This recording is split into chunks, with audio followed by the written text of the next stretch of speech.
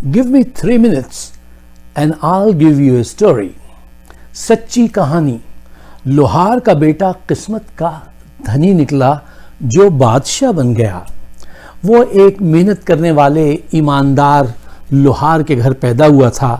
لوہار کے 3 بیٹے تھے اور یہ سب سے بڑا بیٹا تھا.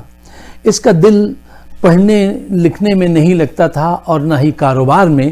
ہاں، اس کو طرح طرح کے کھانے کھانا اور میوزک سننا بہت پسند تھا.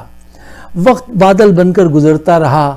اس نے کاروبار میں پبلک ڈیلنگ اور رشوت دینے کا ہنر سیکھ لیا تھا اور اس بنیاد پر اس نے اس وقت کے ایک فوجی جنرل کو متاثر کیا اور اس فوجی جنرل نے اس کو سب سے بڑے صوبہ پنجاب کا وزیر خزانہ لگا دیا. اس کے بعد رشوت دینے کے اس ہنر نے اس کو اتنی ترقی دی کہ وہ اس صوبے کا وزیر اعلیٰ بنا.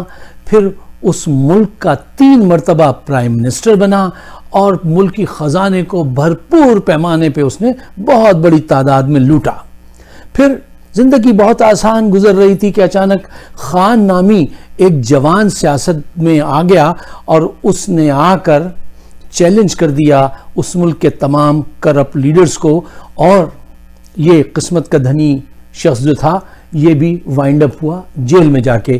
جیل میں ویسے تو وہ آرام دہ زندگی گزار رہا تھا، لیکن جب اس کا دل جیل سے اکتا گیا تو اس نے یہ طے کیا کہ وہ اب اپنے اس ہنر کو استعمال کرتے ہوئے اس ملک کو چھوڑ دے گا اور لندن کی ٹھنڈی ہواؤں میں پہنچ جائے گا.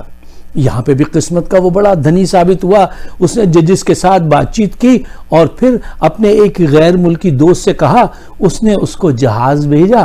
وہ جب جہاز آ گیا تو وہ اس میں چھلانگیں لگاتا ہوا خوشی خوشی دوڑتا ہوا جا کے بیٹھا. جہاز میں اس کے لیے پھل پھول ہر طرف رکھے ہوئے تھے اور وہ آرام سے لندن چلا گیا. زندگی پھر ویسے ہی گزرنے لگی. وہ اپنے پیچھے ایک پرچہ چھوڑ گیا جس میں اس کے یہ 2 اشعار تھے.